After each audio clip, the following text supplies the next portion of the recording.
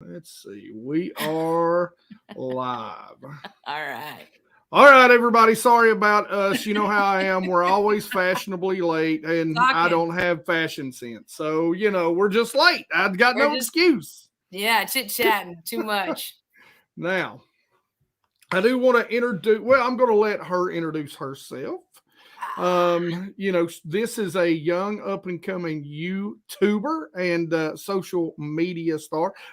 She was nice enough, kind enough to have me on now. Do you do a podcast? Do you turn that into a podcast, or you just do it as a video? Not yet. Yeah, just now I'm only doing it as a video. I haven't actually done it to a podcast yet. I want to. I'm trying to get up the nerve to, and I know it's like this is kind of this is a first live for me.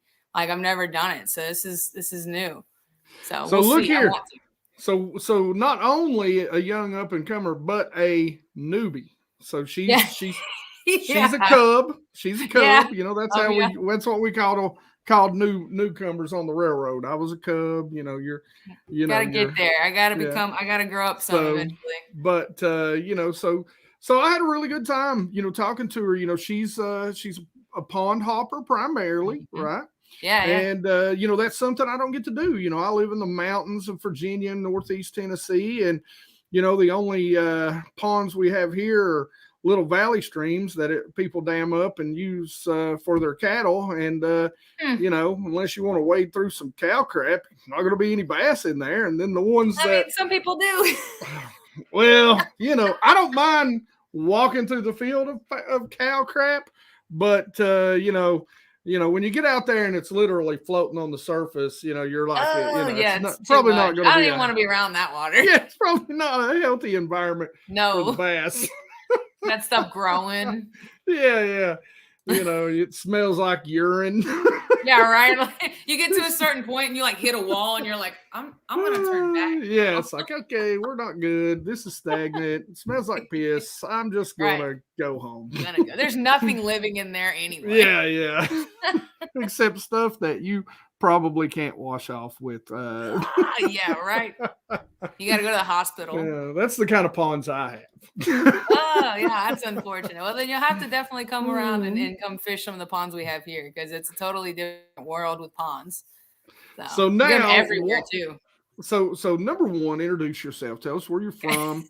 Tell us, all about yourself. Any good GPS waypoints you have. Oh yeah. All the secrets and everything. Give us your best spots. Follow me on Fishbrain. It's fine. Yeah, there you go. So I'm Jay. Jay Sinke. I don't know if anybody ever actually knows how to pronounce that part. I'm glad you did that because see, I'm just a big dumb hillbilly. So so I'm like, I think it's Sinke. I'm going to say Sinke. I mean, I don't know how else you would pronounce that. So I'm pretty proud that I got that right. I never get names right. I can barely read. So that's all right. I always tell people it's Sink with an E because it's, a lot of people for my whole life, it's always been Sink, and so it was always easier to just say Sink with an E. You pronounce the E in the name. E is actually one of my least favorite letters. Because now listen, we're gonna have to get into that because I don't know how you have favorite or least favorite letters. I don't know. It's random. ADC. This is where I am ADHD, so I go off. There's some problematic, probably need therapy behind that just statement. I'm just gonna say. Well, if you had my first name that everybody thinks there's an E in it, and my first name's Jamie, everybody thinks there's an E in it. All right. And then my last name, they always forget it. E's the most annoying letter in my life. You know what I mean? There's logic there. That. I might need therapy for that. Listen, I'm not going to say anything, and no guesses. I don't even want to hear it. Even if you get it right, I'm not telling you what my middle name is out there, people. So don't even try. Yeah, we won't do middle names. I'm fine with that. We'll keep middle names. Keep middle names to ourselves. But I will give you this: my initials, HER2. So her too. That's what my initials spell. Well. Yeah, I mean. Mine don't spell anything, I guess. I've always wanted mine to spell something. I don't want them to spell that, though. I mean, it's just weird for me. It always was a little strange. I don't even know if I fully introduced myself at this point. Oh no, we didn't. So go ahead. You've done most of it. I'm a pond hopper. I'm new. I've been doing it hard. I guess you want to we'll put quotes there. Hardcore, I guess, for the last couple years. To be honest, COVID is kind of what happened. And I know a lot of people may not like that because COVID really got fishing on everybody. But I found a real passion with it, and I became just a nerd about it almost. I love watching the bass. I love seeing what they're doing, their personalities, their attitudes, the way they move, and it changes per pond. And I think that's another reason why I have such a passion with ponds too. I love lakes. Who wouldn't? I'd love to go out on a boat. Yeah. I'd love to fish and do all that too. But the different things with ponds is there's just it's like a whole nother ecosystem 5 minutes away from each other. Yeah. And, it makes me have to fish a lot of different ways. And I don't know, I'm a nerd about it and I love it. And there's real passion there for me. And when I see something and I have something that I have the passion about, I'm just going to stick with it, and I've been trying to bust ass for 2 years, just trying to make something of it. I really enjoy creating content too. I think having those two passions kind of mixed together has been a lot of fun. It's been a hell of a time. And it's only starting. I feel like the beginning is kind of still here. I'm still figuring it out. But that's great. And, I don't know why anybody would be upset about, the COVID getting you started, because it got a lot of people started. It got a lot of people restarted. That's true. Into the fishing world. I get a lot of people that, tell me all the time, they're like, I haven't fished in 20 years. I've been out of the game for 15 years. I've been out of the game for 30 years. I'm really getting back into it. Your videos are really helping. And I very much appreciate that. That's the biggest compliment anybody could give me, is that I've helped you achieve some goal of yours or catch more fish, period. And, that's the one thing that I really noticed about you when I was on your channel, and we were really talking about the Alabama rig. And I know all you guys are, one of my favorite baits, especially right now. That bite's getting ready to flat go off where I live. Yeah, cool. Yeah, I can't wait. I'm down. I'm gonna be just, every time I've gone out for the past 2 weeks, I've been like, this Alabama rig's gonna work today. One of these days. One fish. Okay, it's not today. But I mean, at least you're catching a fish on them. I gotta still rig it upright and throw it the way we talked about it. And that's something that I want you to tell everybody, kind of break down that conversation too that we had, about throwing the Alabama rig, because I don't even remember it all. And guys, trust me, we get really in depth. You need to go out and check out that video, and there will be a link in the description for her YouTube channel. Make sure you go out there and subscribe. But let's go ahead and shout that channel out right now. Mine's Jay Sinke. It's JaySinke. It's simple. Or is it? I always wonder. It's Jay Sinke Fishing, actually, I think. But if you type in my name, it'll come up. Because I think there's only one of me on YouTube with my last name anyway. So I'm pretty sure if you just put Jay Sinke, I think it's Jay Sinke Fishing on YouTube. I think it's just Jay Sinke, actually. Is it cool? I may have changed it because I was I just kind of want it to be the same all across the platforms. I think it's easier that way. Yeah. But she does some really good interviews. She's had our buddy Debo on. Yep. I noticed she had one of the new Googans on, Lojo Fishing. I had Lojo. I've seen a lot of different people. I have a variety. I like that. Yeah, that's awesome. It's what I want. That's actually a big part of it. Is I want to show all the different aspects and all the different kinds and people and everything that we all have this same passion. You know what I mean? And I was just talking the other day about how much fishing. It seems like a really good community. You know what I mean? It is. So and I want to show that off. I guess. Yeah.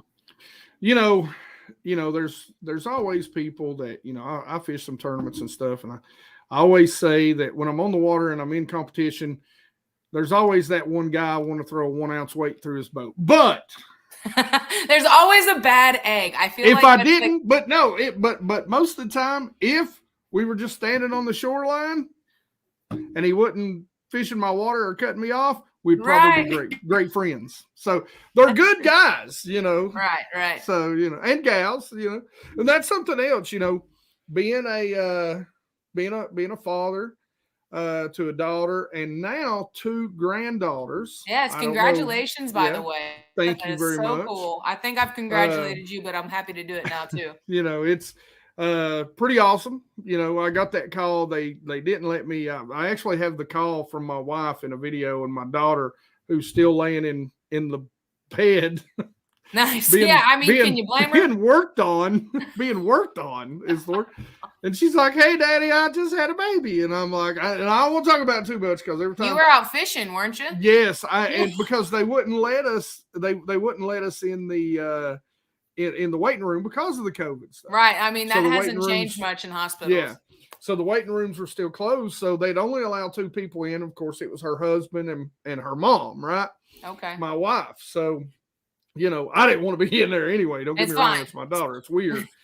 But I would have liked to be in the waiting room. But God, honestly, like being on the boat was probably the best place for me to be, because no matter what's going on when you're on the water, when you're not on that phone call, you're focused. Yeah. On fishing. Right. You're not worried about a bunch of other stuff. Yeah. It kind of keeps your brain from ticking. Exactly. In a sense, I totally relate to that. Yeah. And for me, my daughter, my son gave me my first granddaughter. Nice. And I love her mom, Emily, but she's not my daughter. Absolutely. And of course I worry about her and worried about my baby. And my granddaughter, my first granddaughter, is the first. My world. She's my world. Right. But this was my daughter giving birth. Right. And so I'm just, scared to death. Worried sick. Yeah. And so, anyway, I don't know. You can't get me talking about this. Oh, no, go. I get us totally sidetracked off the fishing. I love kids. I have nieces and nephews. But, so the point is, though, being out on the water, I told my buddy, I said, look, we're either going to have to be at my house and get super shit-faced drunk so that I'm not worrying. So I'm not thinking too much. Yeah. Or we're going fishing. So we're going fishing. Yeah, and, cool. So for me, it was, it was fishing. So he's like, let's go.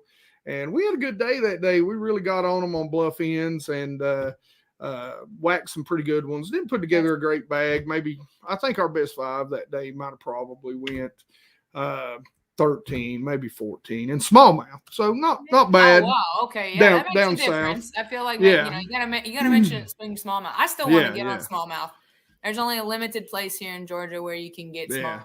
So but now that brings me to some questions for you. So you're from Georgia. What part of Georgia are you from? You don't have to give your address or nothing, but here. So we're gonna give the 4 digits and my zip code. No. So when you're looking at the map of Georgia, I live. And you see Atlanta, right? So I live probably a little bit up northeast, I guess. I'm dyslexic. Just for anybody, I don't know if anybody actually watches. And I do want to actually pause and thank everybody who's said that they've subbed and all the fun, good stuff y'all are saying. I've never done a live, so this is cool. But the northeast of Atlanta, just a little bit. So I'm like the outskirts of Atlanta, technically. So northeast, so you're more toward kind of like that South Carolina side. I'm talking only a little bit on the map from Atlanta. I'm like Lawrenceville area. If you know Lawrenceville, because that's probably the biggest on me. So you pretty much down in hot Atlanta. Kind of. I'm in a little town nobody knows. And I like to keep it that way. You know what I mean? I'm in one of those little towns that people don't really know about. Trust me, they'll figure it out.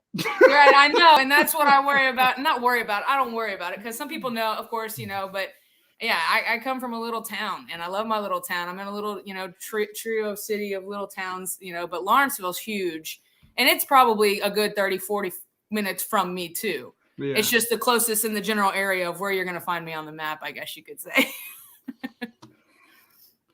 All right, so let us turn over to our the first thing, because I spit something up there, yummy.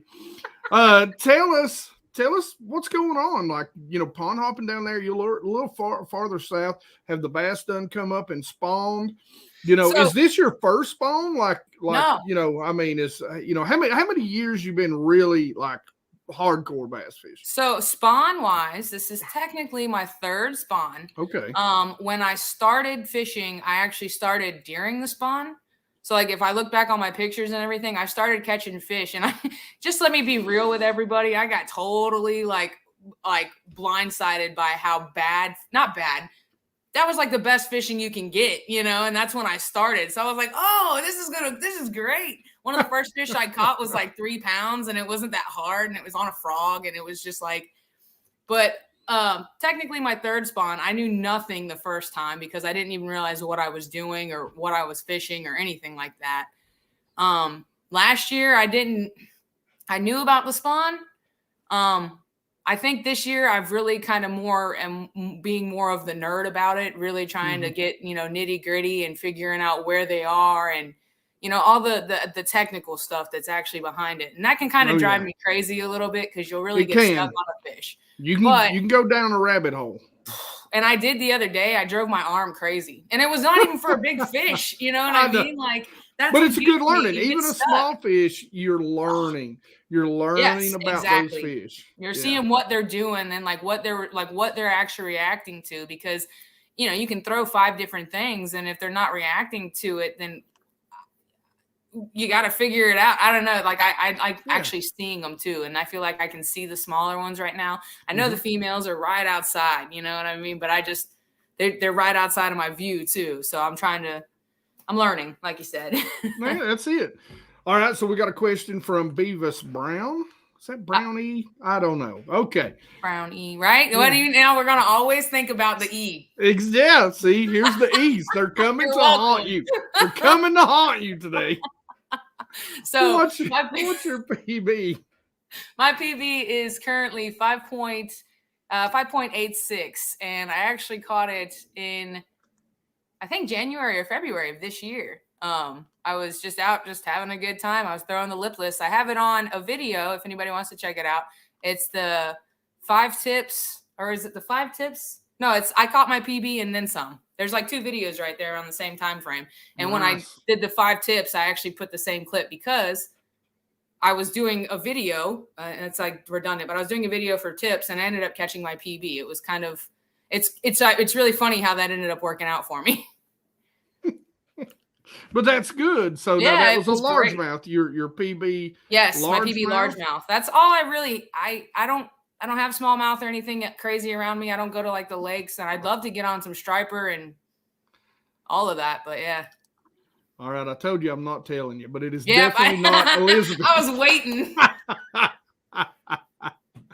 Oh no, Ebenezer. Yes, I'm Scrooge. Yes, Scrooge, Johnny Tim. It's definitely not Enrique. Oh man, they got them coming, don't they? Ezekiel. No, it's none of these. Ezekiel, that's a good name though. And no, I am not Hank Earl either. Earl. Hillbilly guys think more like Hank Earl. Hillbilly guy, all right. 2 first names. Yeah. Oh, Lord. Got you going. Oh, Lord. All right. Oh, gosh. So are these the same comments that are coming up that are on the chat too? Yeah, they're the same exact comments that are coming up. I'm just kind of digging through them. I'm still learning, everyone. Just yes, one more goal. All right, we always do a little thing. We do a couple of things on here, and this is kind of always the first question we ask anybody. So we do a keep or cull. All right, so things you might keep, or you're going to cull it. You're going to throw it back. All right, yeah. So one of the things that is unbelievable to me, being a Southern gentleman, and you being a Southern, Southern me. Yeah, there you go. So what keep or cull? Because Tackle Junkie has never even ate biscuits and gravy, never tried them. So keep or cull, Biscuits and gravy. Oh man, keep for sure. All day long. That's what I'm saying. With some sausage, biscuits, and gravy, it's like the best breakfast in the world. You get it homemade from your mama. Hey, yeah, you know. Yes, sir. That was me, born and raised though. I was born and raised in Georgia, so maybe it's a Southern thing, truly. But if you haven't had it made in the South, you got to get it made the right way. It does. You know, A, you get it homemade. B, you go to Waffle House. Hey, you know, that's true. But that's a Southern thing too. Yeah. If you can't get it homemade, just find your local Waffle House. You'll get as close to homemade as it gets because it's right there made in front of you. There you go. Throw a little bit of hot sauce in there and you rocking and rolling. Get those loaded hash browns. You know, got to get them loaded. Yeah. Oh, yeah. Oh, the loaded hash browns. The hash browns are the best. I feel like the hash browns are like comparable to the biscuits and gravy. Yes. You got to get both. Depending on who's making them, they might, that's the secret with Waffle House. You got to get the right cook. You got to like make sure. And you probably should be a little drunk when you go in there. That's the other At the right time, 2 or 3 o'clock in the morning. That's when you have the perfect chef. Let me just be real. The best cooks are there at 2 or 3 o'clock in the morning. That's the hands serving all the drunk people. That's right. That is right. I've seen Waffle House at 3 o'clock in the morning more times than I care to share. Not anymore. No. Recently, but I'm too old for that now. So yes, sir. I might be youngin' in this game, but I'm too old for that. All right. Are you a Braves fan? So when it comes to baseball, yes. If I am any kind of baseball fan, I am a Braves fan. I personally like football. As far as a preference, if I were to choose, and I like football. I played 12 years of softball, but I prefer to watch football. And I'm a Georgia Bulldogs fan too. I'm all Georgia team. That's just how it goes. So yes, I am a Braves fan. Go Dogs. Yes, go Dogs. All right. So what are you fishing right now? What's your bait of choice? You come pulling up on the first pond. What's the first thing you're throwing right now in the ponds? Give us the whole setup. Give us line, rod, reel, line, weight of the bait, the whole 9 yards. All right. What do you like? Right now, what I have tied on, I know I have just a good old Texas rig tied on. At the moment, it's either a worm or a creature bait. I know there's probably a 3/16 weight on, but see, this is where it changes up for me. I know I'm going to want to start doing some flipping and pitching too, because I have a pond nearby that I really want to start practicing that more on. Yeah. But I'm really kind of trying to figure out who, they're on the nest. I feel like they're coming up and they're definitely during that. I threw a lipless too. I didn't get anything on it, but I feel like burning something in right now is probably working if you're throwing them down like the main line and you see them roaming. So I feel like if you just kind of trigger them, you're going to get something going down there. So I've been throwing like a lipless. I feel like a spinnerbait would be pretty good too right now. It would be. Yeah.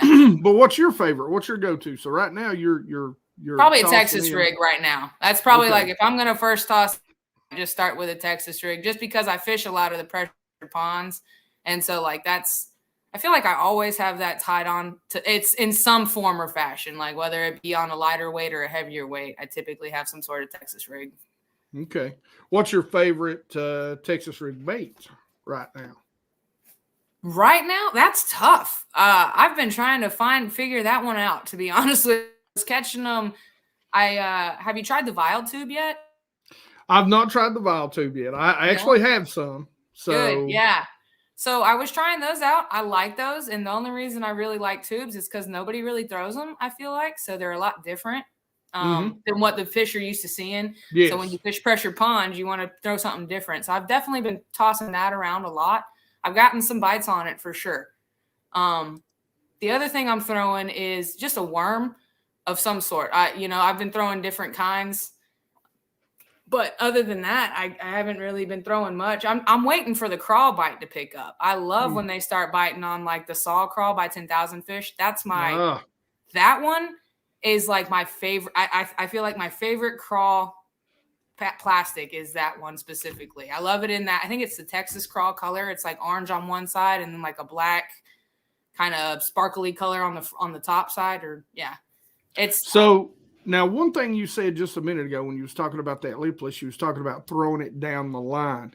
Now, explain to a lot of people what you mean by that. So, like in a lot of ponds, especially if you're fishing from any bank, you're going to come, like you have, like, let's say you're at a kind of a, I guess, a corner, you know, like a place where you're kind of, and then throwing it down the line. I mean, by throwing it, like, I guess, down the bank. Parallel to you're the bank. Parallel. Yeah, there you go. Yeah. Parallel with the bank.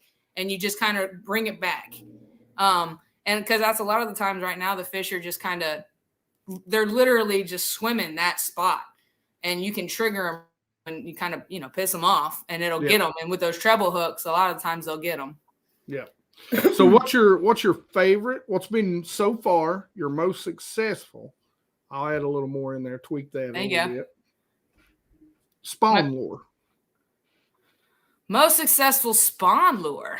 That's, I don't know. I guess my Texas rig, like, because if I'd have to look back last year, because like I said, last year I didn't pay as much attention, and I probably should have. And the first year I had no idea really what I was doing, you know. So, but I feel like I have a lot of confidence in my Texas rig with that because, it's just, you know, you can throw it parallel as well. And then you just kind of bring it back slow, pop it up, especially when you start getting that bite on the crawdad. Yeah. That to me, I feel like maybe that's my most confident one is when they really start picking up on the crawdad. It's just like, I love that bite for me. It just goes off and they go crazy for it. It's just a matter of when that bite turns on for me. So I'm going to give you a little something because you've already mentioned 10,000 fish. Okay. Yeah. So I'm going to tell you. Get you some really exposed hooks pretty good. Okay. But, you know, if you can see, and there's not a lot of cover around the bed. So if you can really sight fish, okay. If you can't, there's a little bit of cover, maybe some wood, something like that. I'm going to give you 2 tips. And I want to report back. I want you to tell me what you think. I'm all for it.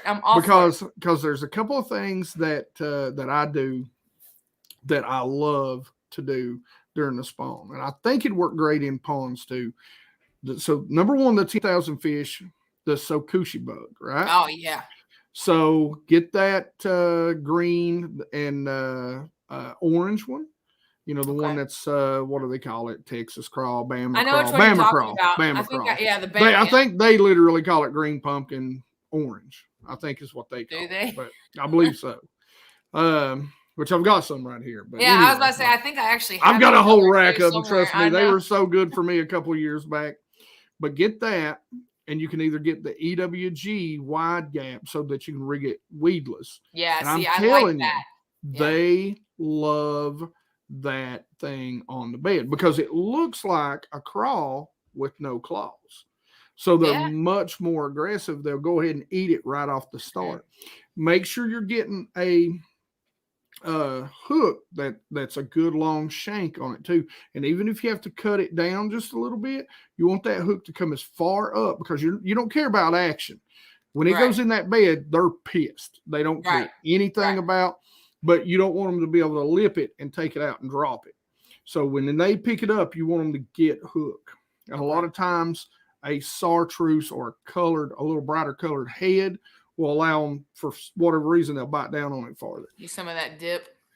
Well, the actual chartreuse colored shrooms heads type. Okay, I got you. I use angler tungsten, but you know, whatever you want to use. I didn't know they had a chartreuse one. That's cool. Oh yeah. Now, so the other thing is get you like a rage bug or anything that's got some sort of flap to it. So if you take and you throw it around some wood or some cover, especially in a pond, right? Especially in a pond, because there's a lot of times in a pond, the primary prey is bluegill. Yeah. Well, one of my favorite lakes to fish, especially for the pond, or especially around here during the spawn is, and what I like about a rage structure bug is that if you leave those side claws connected and you turn that bait sideways, it looks just like a small bluegill profile. So I've never even thought about that's cool. Yeah. Like just don't even like separate the flaps at all. Exactly. And then take you, and it has to be a marker because so if you've ever seen small bluegill like this big, like just born the year before, right? They've got that tiny little bit of chartreuse on the tail, right? Just a tiny. So if you dip too much, it don't look real. So what you do is you take that marker, whatever dip and dye or whoever, and you just color the outside of the kickers of the rage flange. You might color the inside. So it's just got a fine line. You take that bad boy and flip it in watermelon red, because that color they hate it. With that little bit of orange, and trust me, or that little bit of chartreuse on that tail, they freaking go. And you just Texas rig it like normal, or do you Texas rig it sideways? You just Texas rig it and throw it in there. Yeah, because when it falls, it's still gonna, So it don't, you don't have to Texas rig it sideways for it to work. You just, hit it when it falls. It's gonna look like a it's gonna do enough. Yeah, swimming down, and they'll bite it as soon as they see it. You don't have to set in the bed. You don't have to set in the bed. Now, if they're real picky, put it on a shaky head, so it sets up like this the whole time. So you have this little bit more position. Okay, that's cool. Yeah, I'm gonna have to try that for sure. I feel like the Sakoshi bug. So I was sitting here and I was thinking about it last year during the spawn. I was actually doing that catch co contest, and I think that's probably why I wasn't really paying attention to anything else, and I should have been, but I wasn't. I was doing the contest, and that Sakoshi bug actually did get me a lot. There was a timing challenge. Yeah. And they told me how many fish you can catch in an hour or whatever, and that Sakoshi bug is what I relied on in order to get me, because it wasn't the biggest bite, it was the most fish. Yeah. And that thing for smallmouth and sight fishing for largemouth last year, the year before, it was golden. I mean, it was golden for whatever reason. Yeah, I'm gonna have to do that for sure. Now, this one's for me. How do I feel about the canine line? They've seen it in a recent video. Guys, I'm a huge fan of canine. Mr. Albert, Kelly Albert, they're out of the, I think, Nashville area. Oh, excuse me. Tennessee. I'm doing the same thing over here, I feel like. Nashville, Tennessee. So, I can, I live in Virginia, but I'm right on the border with Tennessee. I kind of consider myself a Virginia Tennessean. Yeah. So, you're like where they draw the line. Literally. I could walk outside and throw a rock and almost hit Tennessee. Yeah. But I love canine. They make the best braid on the market. You will not get better braid. I promise you this. They make it specifically for flipping. It's great as your main line. And I'm telling you, that pink line, I tell people all the time, I'm old. I'm going blind. I don't have to wear glasses yet, but, I'm getting there. I'm not going to do it, though, because I'm just too stubborn. And that, we talk about the high-vis yellow and being able to see those finer lines. I'm telling you, that pink line, you wouldn't believe how incredibly well you can see it. And see the line move when you're fishing those light lures, those light Ned rigs. Because a lot of times fishing for smallmouth, you're fishing beds. Jay, I didn't know if you know this, but you can't see the fish. So you have to understand where they spawn. No, I didn't know you're that. fishing beds and you're just kind of dragging and really covering. Do they lay their beds deeper, I guess? Yeah, they do. Huh. They tend to be deeper. What they tend to do is, because the lake I fish is clear, but what they tend to do is get just below, a foot or two below that viz, line to where they're just out of sight.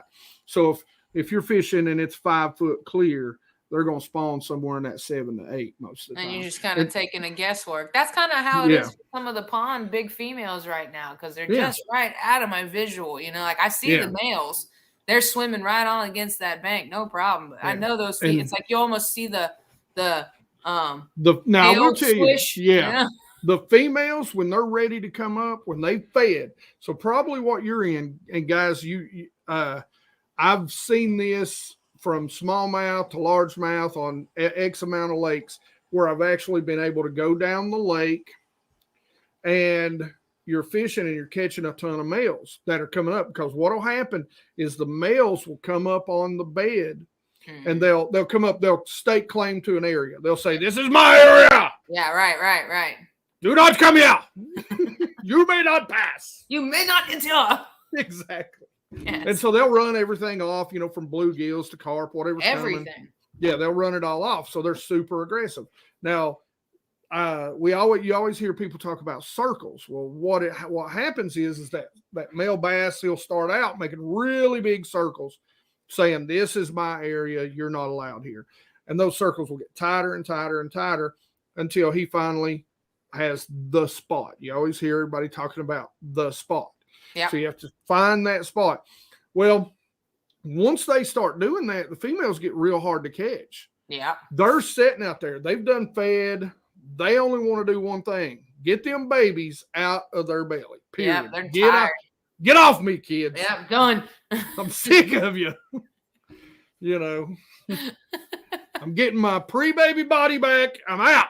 All right, I'm ready to be skinny, and then we're all just like, no. Yeah, exactly. We don't want you skinny. Then you catch them, 2 weeks later, and their bellies are eating their backbones. God, They look I know. like hell. And you're like, is this fish okay? Yeah. It's like, oh. And like, oh, I'm sorry. I'm so sorry. Yeah. You lost too much. Yeah. So that's what happens, and you'll see them on the graph. Like when you're going down an area where they should be spawning, you're catching all those males. A lot of times, what happens is those females, you can see them on the graph just sitting out there suspended, and they won't bite. I mean, you throw everything in the kitchen sink at them, they won't eat. When they're ready to go, they're done. Yep. So you're probably in that stage right now. Feels like it. Everybody talks about the post-spawn funk. You're probably in that pre-spawn funk right now. But now when they start moving up on the bed, and the full moon, she is a coming. Yep. Maybe this weekend or middle of next week. Something like that. I'm not entirely sure. I know it's about to start getting good. I know, for a fact, it's supposed to. I'm a nerd. I really am. And that's what I like. I pay attention to the barometer. I pay attention to how the weather's looking, the temperatures, the nights. That's awesome. That's one of the, and that's what I said. I found a passion there when I saw it, and I was like, oh, I like this stuff. That was like, all right, I got to stick with it. That's awesome. Yeah. That's awesome. That makes me happy. I know we all complain about how much, pressure lakes and ponds and everything's getting, but you're the right type of angler. You're the right type of angler. You're the angler that everybody loves to have join the club because you're hungry about learning and information. So you're the right type of angler. It's, the idiots that are sitting out there with a 6-pack of Miller Lite, leaving trash everywhere. Yeah. Yeah, see, I always pick, and that was, honestly, I've gotten permission to fish at some ponds just because I cleaned up behind myself and others. So it's kind of like a bonus in my back pocket. I clean up and people like you better that way. I agree. So now my buddy who just did sub to you too, Mr. Oh, thank you. Kim. Favorite lure for muddy ponds with tons of muck and grass. Tons of muck and grass. Well, if you have muck and grass, you want to be weedless, I feel like I'm so generic to sit here and say a Texas rig, but I almost rig. When I've had something. Okay, so there was a pond that I did fish that was very much like that, and I actually caught most of the fish on a weightless Texas rig with the trick worm by Zoom, and it was, I think, bass candy color or something like that specifically, but it wasn't muck and like a lot of mud, so I don't know if that color would do for that. But it had like the grass and it had everything else. It was just a weightless Texas rig. And if it was muddy, I'd probably go with, black and blue or June bug. June bug does pretty good by me. So, I mean, a darker color, something with darker presentation for sure. I love that you said June bug. June bug's such an underrated color. Absolutely. I was fishing as a co-angler on the BFLs on the mountain division. Nice. And my buddy who I got to practice with, we'd flip jigs all day, flip jigs all day. And, this video is out there somewhere. And we pull up end of the day, and I'd been really trying to stay away. I've been trying to gain more confidence in, flipping a jig early in the year. And I've been trying to stay away from my good old structure bugs. Yeah.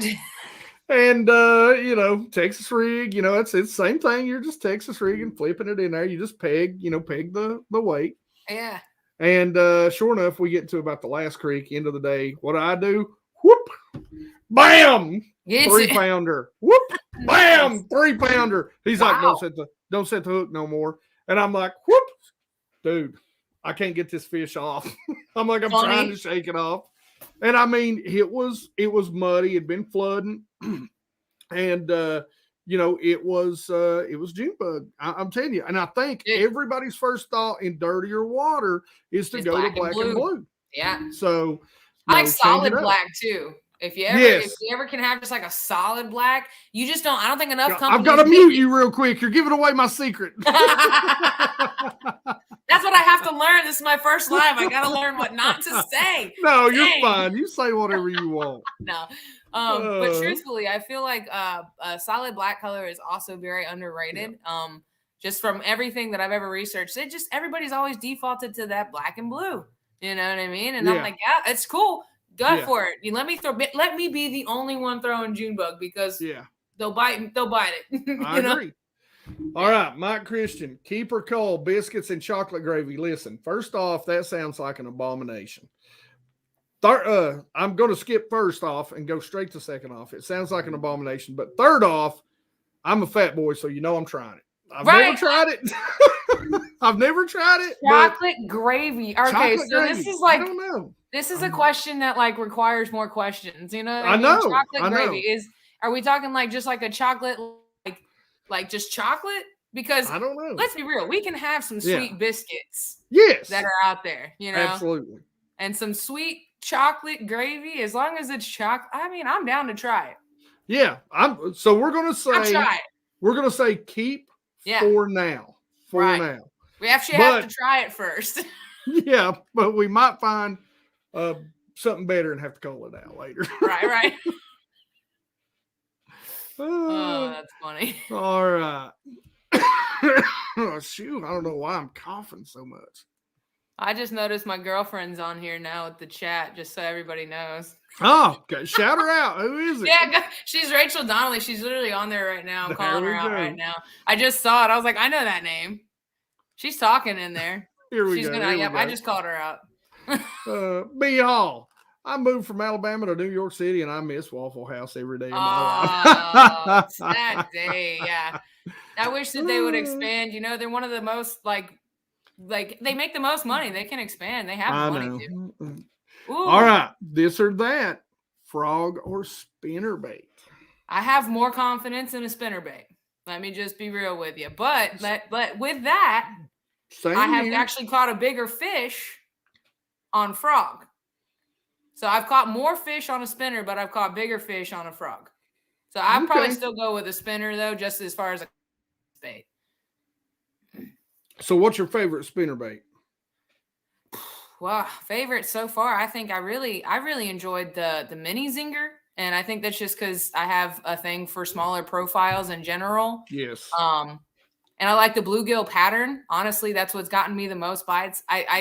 I say I have somewhat confidence in it, but I haven't thrown it as much as I want to. I'm going to be throwing the heck out of it more this year for sure. But I got a good lot fish. I can't speak on that mini zinger and the zinger in general by Guggen. Yeah. If you don't know what that is, I've gotten some good bites on that one for sure. But I don't have as far as brands go, I don't have the most experience with other brands either. Try other brands. I want to expand. I've heard there's other ones out there for sure. Yeah. I'll give you a good brand, and it's a really neat little bait. And they're down your way. I do believe it's called Spot Sticker, and it's called the Mini Me. So, by the way, here's my wife. I was like, that door just opened, man. She's bringing me an apple juice. That's what we're drinking tonight. Apple juice. Apple juies. Yeah. We'll keep that on the low. I guess she's on the chat. I need another apple juice too. She's in the chat, so let's see. That's what I was doing. I was texting her. Happens. I was like, honey, I love you. I love you. I'll give you $20. Bring me a apple juice. Yeah, an apple juice. That's funny. We'll see if she's here. I know she's watching, so maybe she'll come down. And if she comes down, we'll see. It'll happen. And then you can meet Scout. There you go. I'm not as much, and I'll be honest with you. Since the cat's out of the bag. Yeah, let's bring it on out. We talked about this before we were recording. I'm more of a dark beer guy, to be honest. Like I'm the craft beer guy.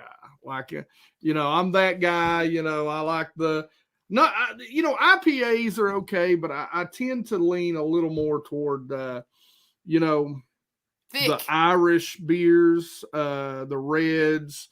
The malt, the barley, kind of a coffee flavor, which is odd because I don't even like coffee. Sad part. I hate coffee. Wow. So, maybe that's weird. How you get it in. Yeah, there we go. IPAs are kind of fruity. I'm not like a beer. Well, now IPAs, like there are spiced IPAs. Yes. Which has a little more fruity overtone to them. I lean a little more toward, as I tell people most of the time, like when I go into, and they're like, what kind of beer you want? And I'm like, well, what do you got? What's on tap? Blah, blah, blah. And they're like, well, they're like, this one's kind of got a little citrus. I'm like, no, I like beer flavored beer. I was like, right. I like beer to taste like, see me. And that's it takes a while. I've been drinking since I was like 14. So that's okay. Don't do that, kids. No. Anybody that's listening, bad. I love my mom and dad, but they didn't exactly watch me. I'm a Gen X kid, so I did a lot of things by the time I was 14. We were just trying to survive. Well, amen. I hear you. We just won't talk. I feel like we know a lot of people that were underage when they started drinking. Well, most of my friends were. Right. Same. I always took Hank. We're just putting it out there. It's fine. Yeah. What are they going to do? Arrest us now? I don't. I always took Hank as a mason jar. Don't do it now. We did it. It was bad. Don't do it. No. I always took Hank as a mason jar, and truthfully, I do have some. So. Me too. It's fine. There you go. Just subbed. Thank you. So. I appreciate that, really. Way to go, Rob. We appreciate it, brother. Let's see. Big Bite Baits Fright Frogs got an 8-pounder yesterday. Congratulations. Ooh, I want that. And on a frog. I'm telling you, frogs are always big bites. I tell you what. You might not get many, but no Bandido bugs. Well, now listen, I like the Bandido bugs. And listen, I'm going to tell you, shout out to my guy, Josh King. Y'all seen him on the channel fishing with me before. He's a big kayak angler. And one of the things that he kills them on is a daggum Bandido bug. Oh, man, I see him getting slayed all the time on a Bandido bug. And, me and him had this discussion the other day. And I really do think, because like he's become a fan. What do they come in, like the 3-inch and the 4-inch size? Yeah, they have. I think so. Yeah, they got the junior sizes now, I think, in all of them. So they're going to come out with all the crappie sizes too. Huh. They're coming out. Well, I'm talking with tiny ones. That's wild. I think the message got received. I have the puppy. Tell her she comes in, she's got to say hey. She's got to say hey. She's coming over. So I think she has me live on her phone too. So she's got a lot going on her. She's got to come around somewhere. We got the puppy. He just woke up. Oh, there's that. Okay. Hey. You got to come say hi. There's Scout. There she is. Scout said hi. I was sleeping. Yeah, he was a sleeping boy. We done woke her up. Hi. He's like, you just woke me up. All right. Yeah, we done woke Scout up. Say hi real quick. Done woke the puppy up. This is the ADH family. Hi, baby. Hi, honey. She woke me up for this. You gotta go back. It's like, listen, I just licked my butt. I wanted to share that with you. Well, always. It's fine. Sleeping. It's something. He licked something just a minute ago. It's fine. All right. All right. Meet you, Hank. I'm watching. Yeah, we see you in the chat room. For sure. Me and Mike Christian talking about our bubblegum worms. Oh, the pink worm. Yeah. She loves the pink worm. Listen, that is one of my favorites. The Ned rig, I swear to you, when I get the Z-Mans, Finesse TRD, that bubblegum worm, when it gets dirty, I have slayed them on those smallmouth on the bed on that color. Oh, I've heard, so I've heard that about smallmouth. I love you too. Yeah. The smallmouth love bright colors. What is it about that? Just, I know we kind of got off subject, so I'm sorry.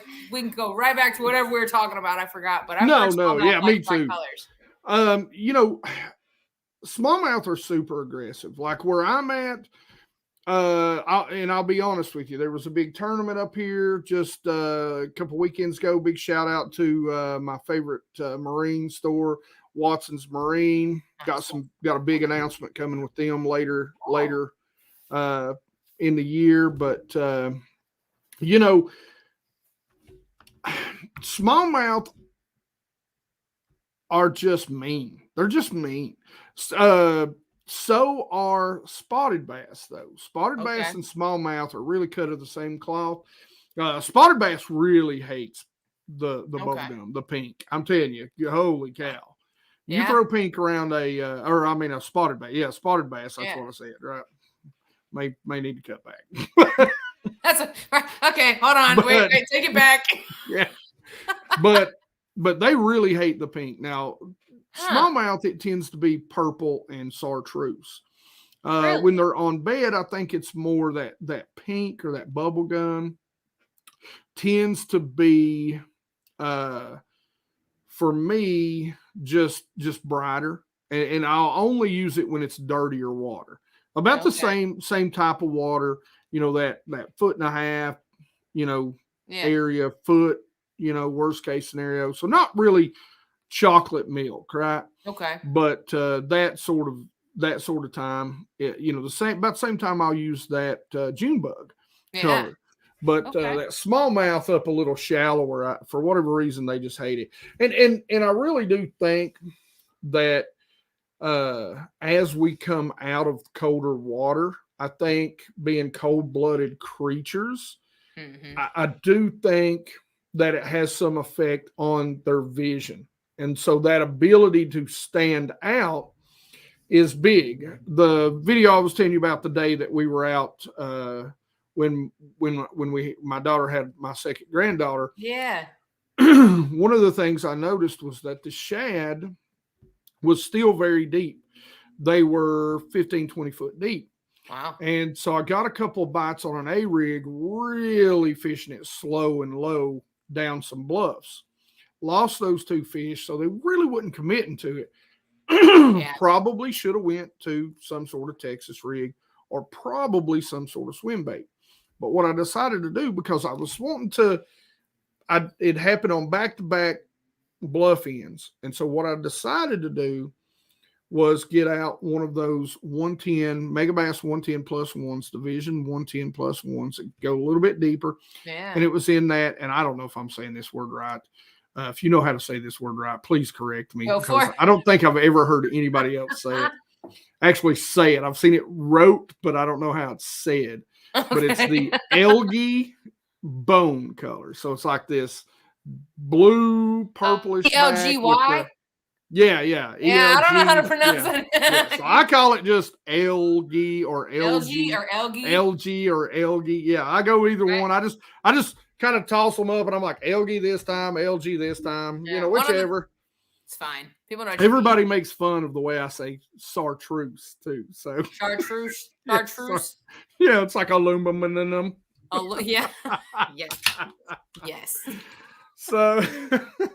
But everybody, I get comments all the time. They're like, man, it cracks me up to hear you say, is it chartreuse? I don't know. Chartreuse? Am I saying it weird? Chartreuse? I say char. Char. Maybe that's where I'm going. I'm just throwing an S in there. Char. I'm throwing an SH in there. Char. Now I'm going to sit here and think about it too. I'm like, why isn't it pronounced like that? I don't know. Conspiracy theory. Like, what's going on? But anyway, that chartreuse belly. There you go. And, to me, it's a really hard, really bright belly. Yeah. And so I started throwing that, and that's what I started getting the bites on, because I wanted that color to bring them up. And sure enough, that's what started working. So. And see, we were talking about the Bandido bug earlier. I wonder if because we just ADD. I thought about what if you threw the Bandido bug but didn't break the legs up and let them stay together like that. Well, the Bandido bug, and I think it's because of the shape of the Bandido bug. Got to give it back. Yeah. The Bandido bug, I like the shape, but I think it has too many arms. So maybe if you break, because if you look, if you look at the Strike King, it really only has, so it looks like a peck and dorsal, you know? So it's a little more of that right shape. Now, I like the Bandido bug. It doesn't hold up any better than, you know, the Strike King bug. I was hoping it was going to because of the little bit of a fatter head on it. As everybody says, the girthier head. Thank you. We'll take a drink. So everybody's girthy geeks out there. It just happened. It's long. Those story. are one of those words. Yeah. But you know, I mean, I think it works. And I think one of the reasons why the Bandido bug is so good is because it actually has less action. It's a little more subtle than, say, a rage bug. Okay. So if you put them side by side, there's a lot less action on a Bandido. So even bug. with the phalanges staying together, there's less action too. Yeah, yeah. So that's just curious. I've never tried it, so I wondered. Yeah, that's why I think Josh burns my ass on them all the time.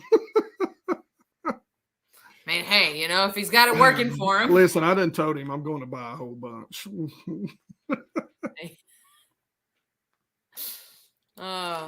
Are we starting up my membership soon? Yes, guys. Thanks for asking that. I've just been super busy and a little lazy. And I haven't filmed kind of my intro to, I've actually got them all set up and ready to go. Thanks, guys. I really appreciate that. And one of the biggest reasons I do appreciate that is because I'm not your standard, you know, young guy, you know, not, let's just say I'm an outside the boxer. There you go. You know, most people are not going to contact me for clothing sponsorships. And you know, all you beer sponsorships out there, I am open. I am open. I have to turn it around. So feel free to reach out. But you know, I'm not your typical guy. Like, you know, when you see me on the front of the boat, the picture might be cool, except the frumpy guy standing in the front of the boat casting. So you know, I don't get a lot of love from sponsors. I get some love from enough sponsors, but you guys supporting sure would help that out a lot. So I'll get that up and running. You know, I also am the type of guy that I hate to ask for stuff like that. So, right. But, you know, give me your money. Oh, wait, did that come out? Sorry. No. Let me edit. I didn't hear that. I'm just kidding. No. But thanks, Rob. I appreciate. Cool. I like those things. Those are cool. Yeah. We're going to do some cool things. I'm going to give you the kind of uncut. So one of the things I want to give to, like, I'm trying to do, I don't know if I'm doing 2 or 3 levels yet, but one of the things that I want to do is I am going to give out a video every month to the highest level, and it will be the uncut bloopers and all the videos that I do. And trust me, listen, I'm a nice guy, but you need to tell me if you want me to bleep them or not, guys. So you know.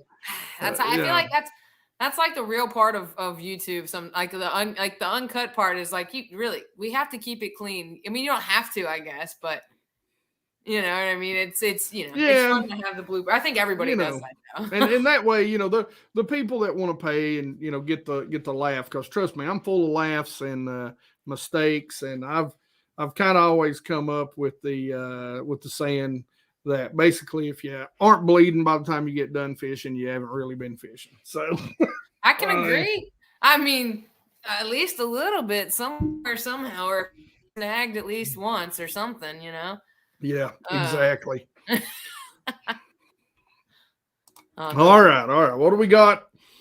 Double A fishing, this or that, go-to reel and rod for any pond or river. Okay, so I don't know if that's really a this or that or just a question. Right. But what's your go-to? For me? Yeah.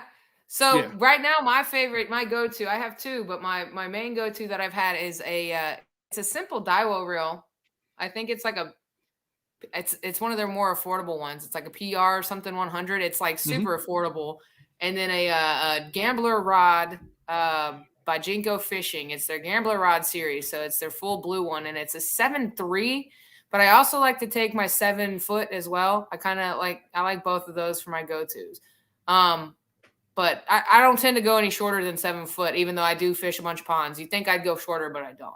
But yeah, those are my go-to. That's my go-to reel and rod right now for sure.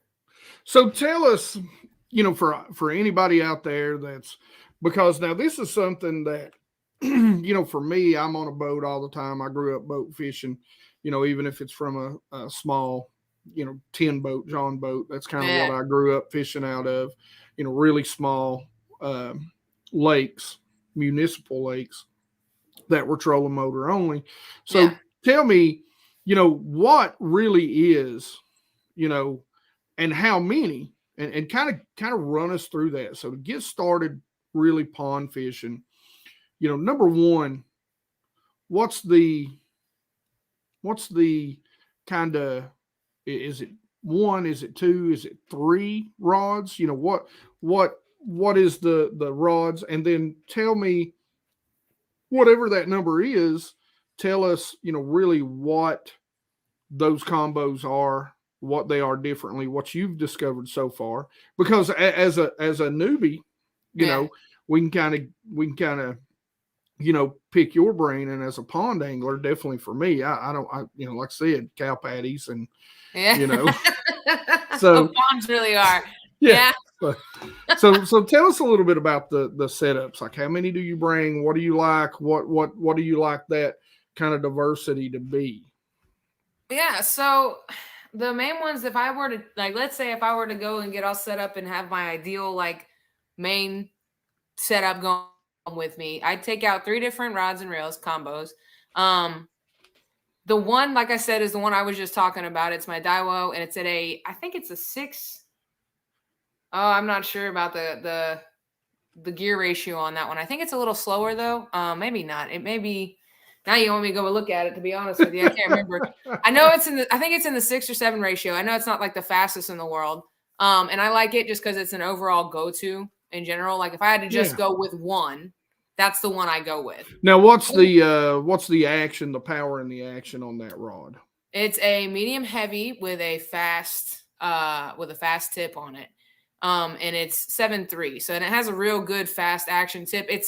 If you were to compare it to other ones, it might not be as fast. And that's kind of why I like it. Cause it's not like the fastest, but you don't want, I like that. I like that in mine personally. I want a little bit of backbone, but not like a whole lot. Yeah. What's the other length of that rod? The other one that I have is it's my more sturdier rod. And I want to say it's 7.1, and it's a high roller. It's also with Jinko, and it's a high roller series, and it's the sturdier rod. So it has more of a backbone. And I put my heavier gear on that, like my 3/4 of an ounce and things like that. If I'm trying to do something like that with it, that's what I'll typically carry with me. I don't take that out as often. I actually need to get more confident with that. Mm-hmm. And then the third one, it'd probably be my 7.2 spinning combo. And that's just because I do a lot of fishing in ponds. That's just what I do. So when you want any kind of finesse or anything, I take, and it's a medium, pretty sure it's a medium fast. I'd have to look at it to be exact. I know it's 7.2. I know I use it more for when I'm doing finesse fishing. So it takes the lighter baits and everything like that. And it's a lose. I think it's a 3,000 or a lose 2 or 3,000 or something like that. I'm not sure on the model on that one. So tell everybody why, when you're bank fishing, why is it you want to go with shorter rods? Oh, that's so you don't get well, first off, when you have shorter rods, you have better. I made that mistake. Boat guy on the bank, 7.6. Oh yeah, no, all the time. Even when you have shorter rods, it still happens. To save yourself the hassle is when you're like dedicated pond hopper, you are surrounded by woods. You can find plenty of open water. I'm not saying you can't, but like you're gonna find yourself in woods. You're gonna find yourself going down into things, and there's gonna be what was a bush It's like behind you and it's by your head now, and you're going to do something like this, and just save yourself the hassle, take a shorter rod. I have 6'9" rods. I don't actually take them most of the time, but I typically don't get out of like 7'3" is like my tallest one that I'll take. All right, here we go. This or that, whiskey or tequila. I'm a whiskey guy. I was going to say, actually, I prefer whiskey. Yeah. Yeah, I like whiskey. I like darker. You guys haven't seen the, oh God, what's the guy that used to be on Saturday Night Live? It looks like he's stoned all the time. If you've not seen the video, I'm sure it's floating out there. It's talking about being at a party, and they've actually made a little cartoon out of it where like it starts out with a few beers, and then everything shows up, and then tequila shows up, and it's a bad night. So anyway, you need to watch that. It's pretty funny. But yeah, whiskey gets the win. Yeah. This or that, buzz or popping bait. I don't think I have enough input to honestly answer that one. I kind of have a little bit of inexperience with both of us. If I'm just being like as honest as I can be, if I were to choose one just out of them, I'd probably throw a buzz bait just because of my confidence. I know they're not like spinner baits, but I think the blade and everything, it just something about it and the hook on it, it's more weedless, I feel like. So I feel like that's something I'd reach for. Well, considering what you've told me about what's going on right now in your area, it's buzz bait time. No, well, there you go. Go get you go get you a buzz bait. And now it's now once you get out of the spawn, that popper can really catch some of those fry garden males. Yeah. A lot of people tell you a popper around cover, right? But you can throw a buzz bait in the middle of the worst crap you can possibly think about throwing it in. Right. Grass is probably a traditional buzz bait. Grass is probably not what common. you want. But a buzz bait will get big bites. Yeah. Even a finesse style buzz bait. And in a pond, I always tell people this: hey, find one with a gold blade, because gold, and even with spinner baits, that gold will mimic a bluegill a little more. See, I've heard really good things about like a solid black one with a gold blade. Like I've heard like as far as like compared to any other one, that's the one I heard the most about. Yep. So makes sense. I'll have to try it for sure. You're right, Roger. I do like Amber Bach. It's good beer for a brand name. There you go. Making fun of me. Skip the adult Pepsis. Go straight for the Mountain Made Shine. Yes. That'll get you good. Yeah. All right. What is your top 3 pond baits? If you had 3 all year long, what would you be fishing? Texas rig, a lipless, and see, that's where I get a little torn. Probably a Ned rig or some sort of shaky head, something like that. And it's just because I have such a good, like I said, I have such a hard time putting down a Texas rig at all, and it can be so versatile in general. You really can change it up. And a lipless, I've caught all my PBs on a lipless, so I have to have that one all the time. Yeah. And a Ned rig, I feel like it's kind of like it's one of the best pond like killers out there. You know what I mean? I feel like you have to have it tied on. All right. First off, easy fishing with Gramps. Easy. It's good. It's good, but shout out to my buddy Fishing with Gramps too, by the way. But easy on that. Easy. We're gonna back that down a notch or two. I don't know if it's greater than all. All right, that's a lot. That's a lot. Yeah, that's a lot. Bandido we talk about. Yeah, we're gonna talk about what are we limiting this to? We're gonna throw in the creature baits or the D-bomb too. Now, I don't know, man. I don't know. It definitely gets fish though. I mean, I'll give it to it. It sure. does. I agree. Above all. I agree. Yeah. I agree. Now here's something interesting. This sounds like something I don't know, crazy. TB Brock purple spinner bait and a pink chunk at night. hopping it at night, smallmouth. They hit it almost, take the rod. Okay, I can see that at night. Definitely a purple one at night. Big old purple blade. So a pink chunk. I wonder if they could see the pink, Yeah, I don't know. That's but I can definitely see the purple, a good dark purple. I've seen a couple of those before. Yeah, purple's underrated. I think purple is one of the most underrated colors. All right, TB Fishing TV. How can I catch more bass? Go fishing. That's the first step. Stop watching. Go fish. You're not gonna catch them if you're here watching right now. I mean, I don't. One of the things, it just takes time, and I think the biggest thing, to me, one of the biggest misconceptions, and Jay has proven this point tonight.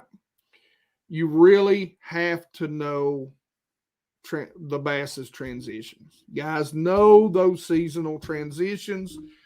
And then it's just about time on the water. You're going to get better and better as you spend more and more time and you see those things that you can add to that knowledge base, that database of bass. Just time on the water. Time on the water will get you more bass. But but definitely, this is something I always talk about. I always tell people, and people are like, no. I do have confidence baits. Okay. I do have confidence baits. But one thing that I'm never afraid of is to pick up a new bait. Right. That's good. And I think one of the worst things we can always tell people, and I actually was watching the Bassmaster Elites on people make fun of me the way I say this too. Chickamauga. I just call it Chickamauga. I don't know how it. Yeah, I call it Chickamauga. So I don't know. You know what I'm saying? Anyway, yeah. So they're throwing big swim baits, and I heard one of the guys talk about throwing a big swim bait, just taking 2 rods out. But later on in the broadcast, you really hear a guy talking. When I say big swim baits, so we're talking about hard swim baits, glide baits, the we'll say the 7 to 9 inch, 7 to 10 inch. And, you heard somebody else talking about how today the conditions were right. Tomorrow, the conditions were wrong. Today, the conditions are right. Tomorrow's the conditions are wrong. And it's understanding where that bait is best. That's the first thing you need to know. If you want to have a confidence bait, you need to know what that bait does best. Mm-hmm. So, I'm not going to take a topwater out on a day that it is 30 degrees and the fish are 50 feet deep. Right. And think, I just brought 1 rod today and I swear I'm throwing this popper. I'm going to get it. Here. I'm going to learn. I'm going to get confidence this winter in a popper. No. No. You might catch one, maybe. Like, that's the best I can guarantee is a maybe, and that's just a fluke. Let me just tell you now. So, it's a liar fish. I tell people all the time. He's not really. That's not what's happening. He is lying to you. Do not think his friends are there. Something is wrong with him. He should not be there at that moment.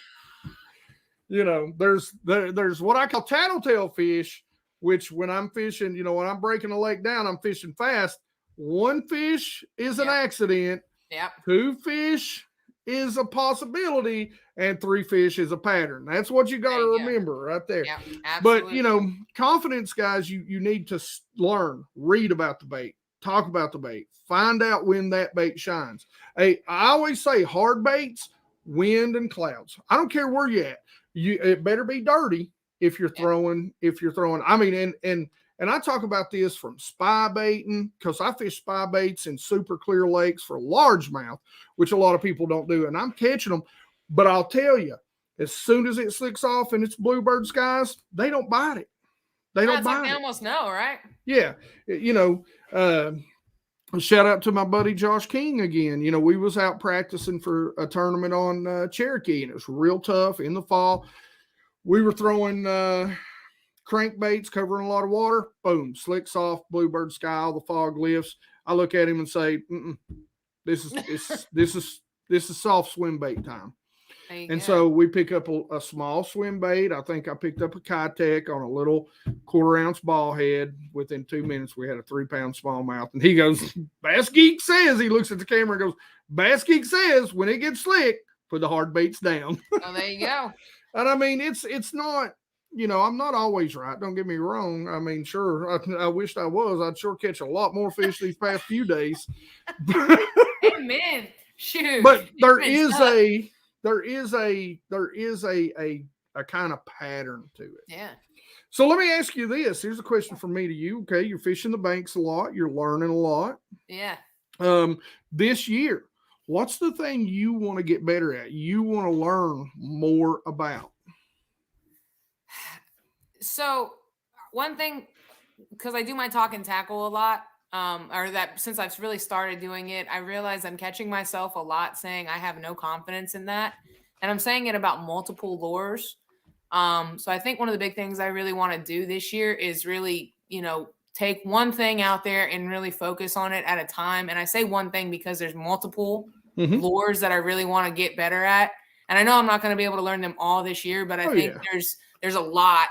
And I think that because, you know, we're getting into the spring now, it's going to be easy for me to apply them to the proper season and actually use them. And so I think getting confident in more and different lures, and rather than just kind of defaulting to my normal pond stuff, I really want to get out there and try a lot of new lures. And I've really, like I said, my biggest thing is also learning to really figure out the bass. And I feel like they change per pond almost. So I really enjoy that. But they will.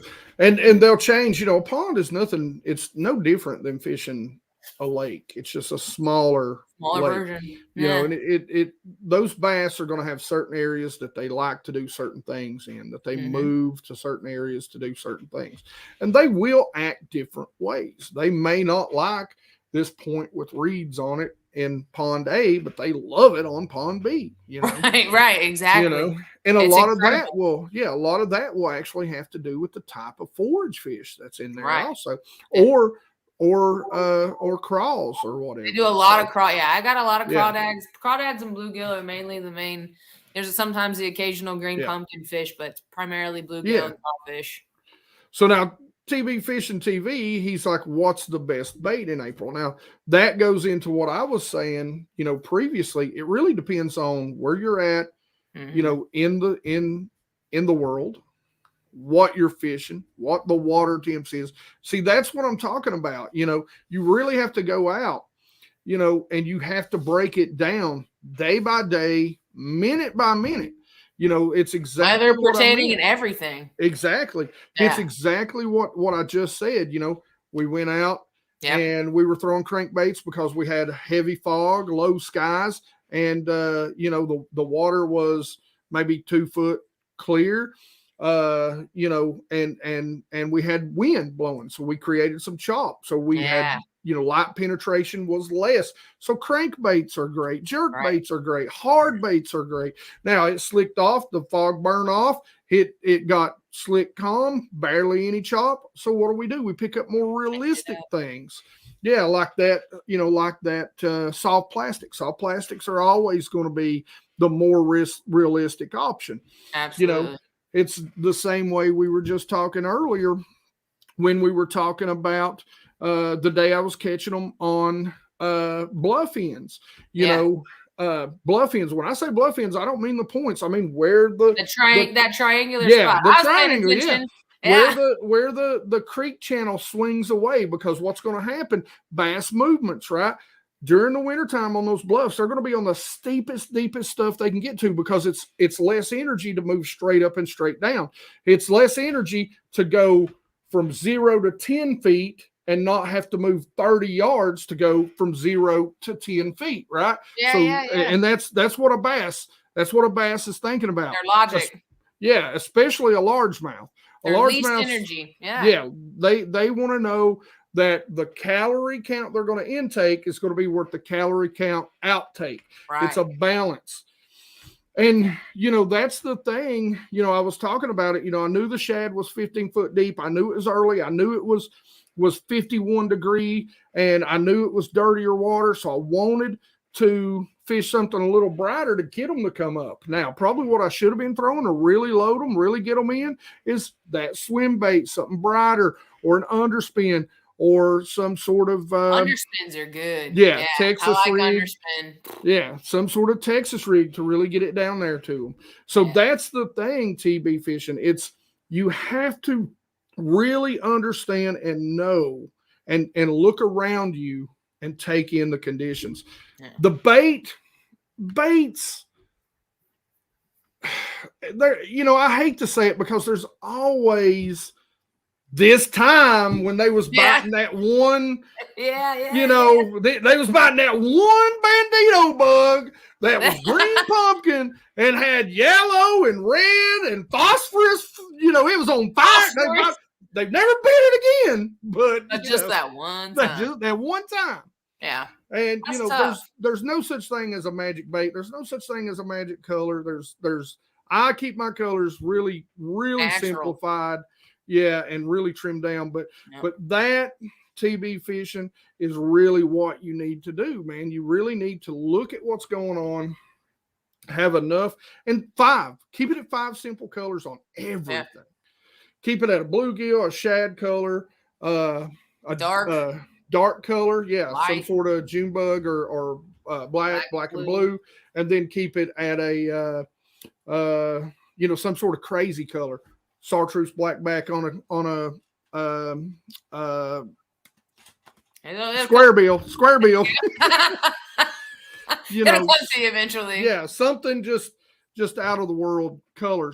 Because sometimes they'll, you know, in that dirtier water, and earlier in the year they'll eat that sort of stuff. Mimicking a lot of the forage, truthfully, is kind of a good place to start when it comes to like really figuring that out. Mimicking the forage is a good place to start when you want to think about what kind of lure you might want to pick, because it might be different for you and me, but you know, so really pay attention to the forage, and maybe it's a good place to start. Yeah. This is a great statement right here. Yes, April is the throw everything month. One of the hardest months for me. It's when they're in the most transition. You know, they're coming up, they're feeding at the first of the month, they're in this frenzy.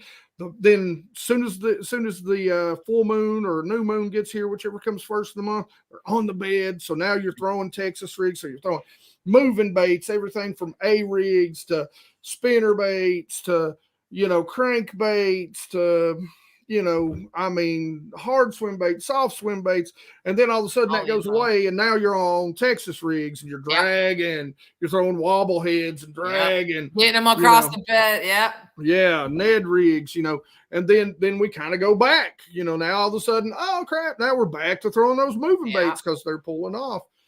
So, you know, it's all about that transition. Yeah, it's all fun. about that. It's a lot.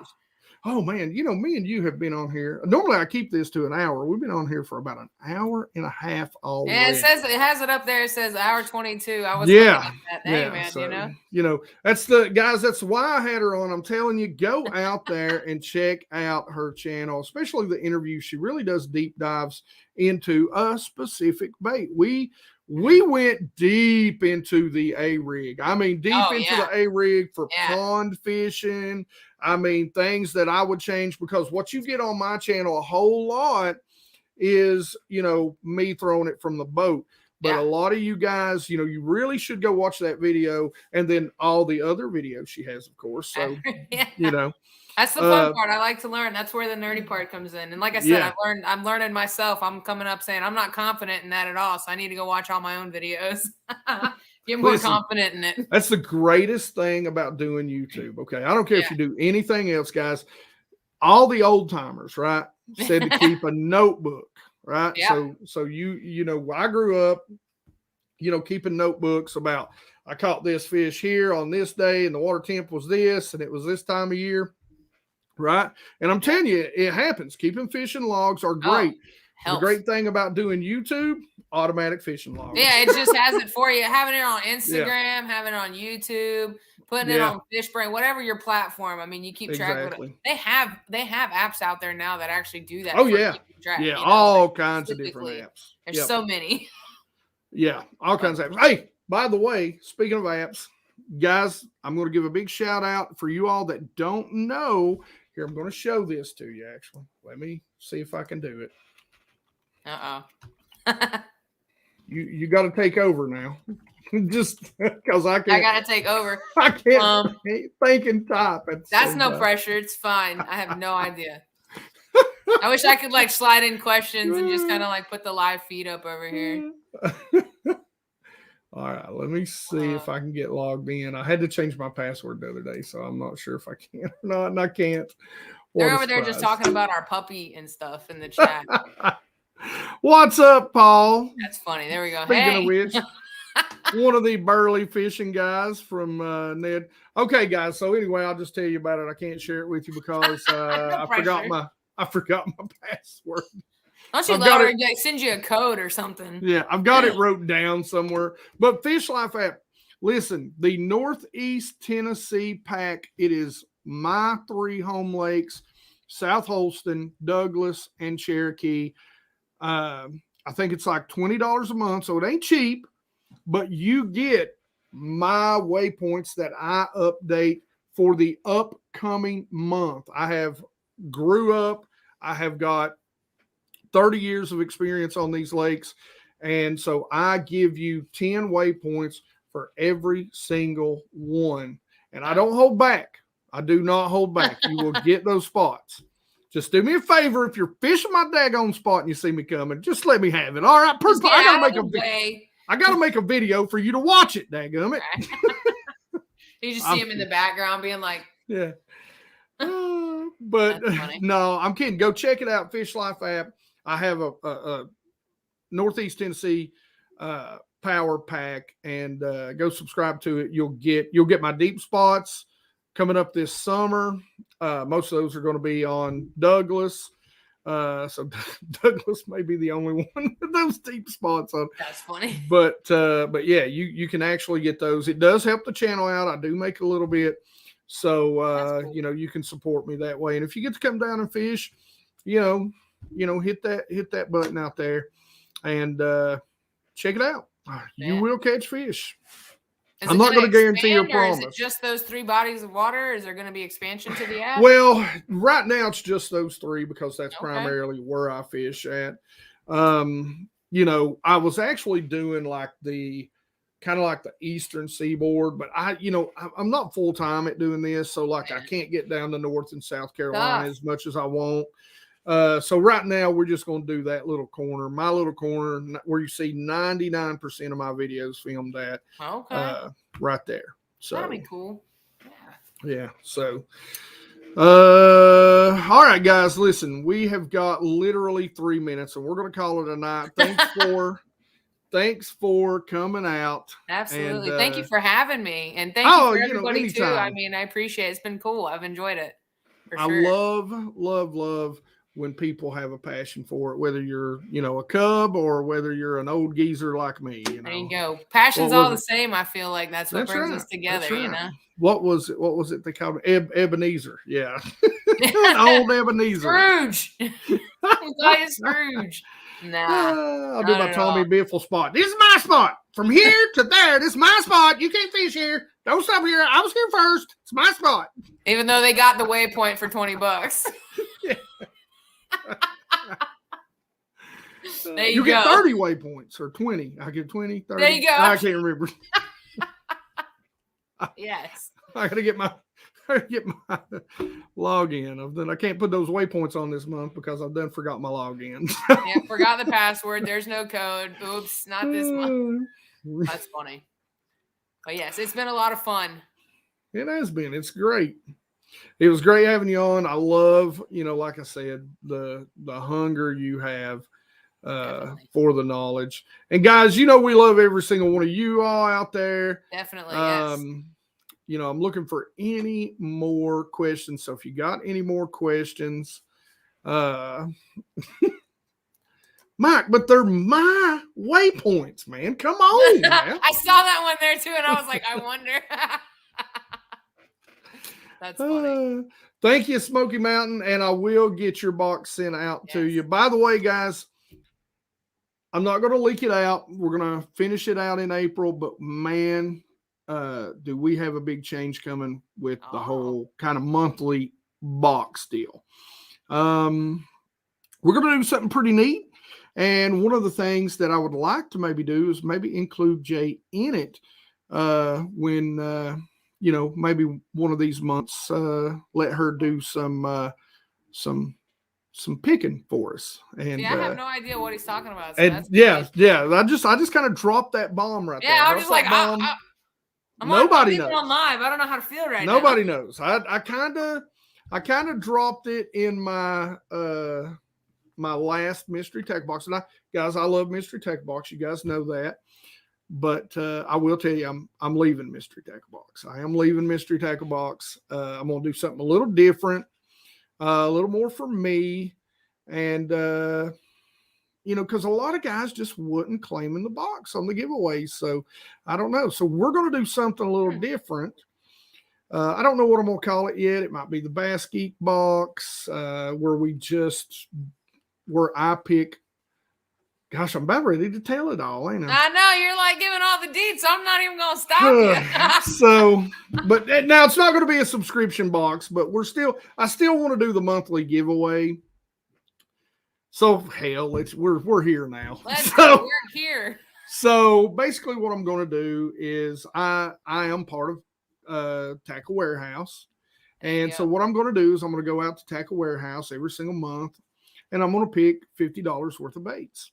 Wow. And they'll be my $50. I mean, you might get a Vision 110. So you might get 3 baits. It might be a Vision 110 and right, Alabama. That's all you're going to get because they're expensive. Yeah, exactly. But I'm going to go out and pick $50 worth of baits. And as it progresses, one thing that I want to do is I want to bring in other YouTubers and even some of my friends that are pro anglers. Yeah. And I want to let them pick some baits. So fun. We'll get Jay, for example, and we'll have her pick for that month a bait or 2, or we may have a box where it features her 5 best baits. And so we'll put them, I don't have a box really. We'll call it a BassGeek box just because it sounds good. Yeah, but really, you're going to get a U.S. Post Office box. Yeah, just full of baits. USPS. Yeah. And then what we'll even do is throughout, we'll link how-tos. So you'll have how-tos on each and every one of those baits. So on every single one. Yeah. So wow. we might do Jay, and she might want to do a spinnerbait. And so if she's got a spinnerbait on how she likes to fish it, or maybe we just have Jay film, a 30 to 60 second clip on why she picked that bait. And I'll go out and buy that bait and put it in the box, and it'll go in there. We may even have multiple. We may cover the country. We may reach out to Debo and Tackle Junkie and Jay and Gramps and literally have them all pick a bait and throw it in there. So, cool. I think I'm going to kind of go that way and play around with it. It really leaves it up to us to kind of get other people involved and have a good time and really talk and really widen the conversation like we've had tonight. Talking, the interactions I feel like are so important and they're so cool. You know what I mean? Yeah. Like, so I feel like that sounds like a lot of fun. I'd definitely like to be part of that. That'd be cool.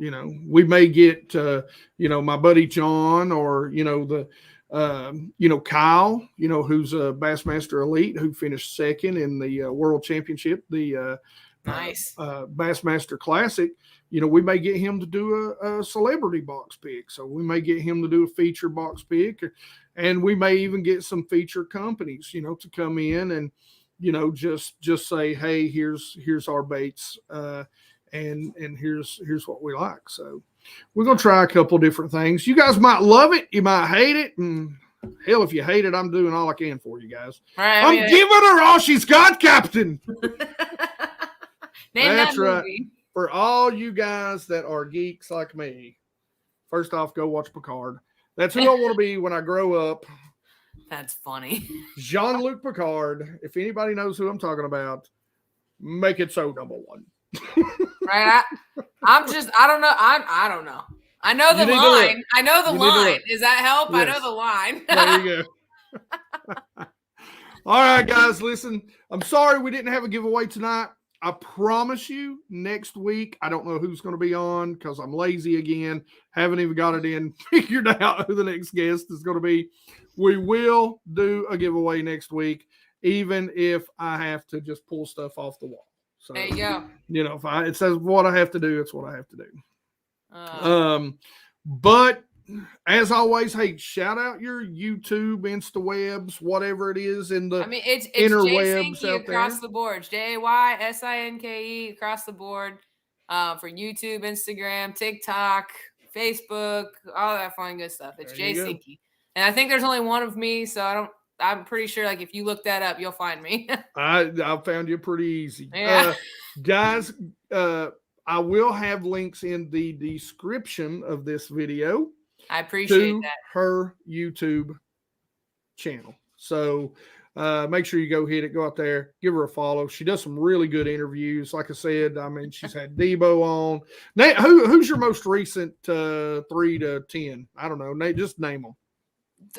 The most recent ones that I've had that are not aired yet, I'll do some name drops here. Ty Burger, there you go. Ty Burger, CEO of Woo Tungsten, Mr. Aaron Anders. And then someone else that they may know, I don't know. She's more known on Instagram. Her Instagram is Lady with a Lure. Nice. So those are going to be coming up in the next few weeks. The last one that I had was with Jay Gone Fishing, and that was a lot of fun. He was cool. But yeah, they're a lot of fun. I like having them weekly. I do a few of them. I do pre-recordings right now, but I am trying to do live eventually. I'm kind of shooting for maybe June. Trying to see how life settles down with Scout and stuff like that. But because I got to keep a consistent schedule with live, you know? Yeah, yeah. And that's tough. It is. Yeah. All right, guys. Listen, Mike, if I could find a daggone BB1 Pro, listen, I know y'all might not have seen my last video, but I'm upset with Luz, man. They got rid of my crankbait reel, the BB1. Best crankbait reel out there. And it is discontinued. I don't know. Why'd they do that? If I could get a hold of you, Luz, I'd spank you right now. Not in the happy way. Not in a good way. That was not PG. So sorry. Oh no, listen. No, I'm just kidding. I'm just kidding. I said it first. Right? All right, guys. For all you teenagers that are listening. Yeah. There we go. Thank you very much. We try to have a good time. I had a good time. She turned Grey's Anatomy's off. Let me just tell you guys. Oh, man. Right now, when she turns Grey's Anatomy off or something, that's saying something. That's my like daughter's the same way. Die Hard show. I'm like, that's it. It's either that or Supergirl right now. And yeah, somebody said Jay Sinke earlier too,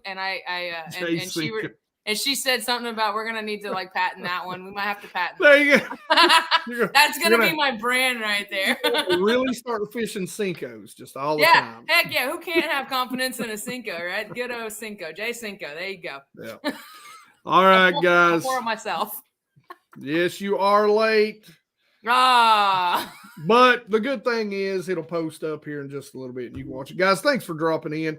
Jay, thanks for being on. Absolutely. This will not be the last time, I promise. Yeah. Guys, I'm a huge fan. If you can't tell, I'm, joking around and BSing with her too much probably. But hour and 40 minutes in. Yeah. So, guys, if you don't know, you can also go out to bassgeek.fishing or bassgeekfishing.com, which is my website, and you can get the podcast. This podcast will be up. Yeah. It comes up every Tuesday. The Gramps fishing will be out maybe not tomorrow because I forgot to send it in. So Gramps will be out next week. That's just all with the lazy part. It's fine. Exactly. And this one will be out the week after. So I made a boo-boo and forgot.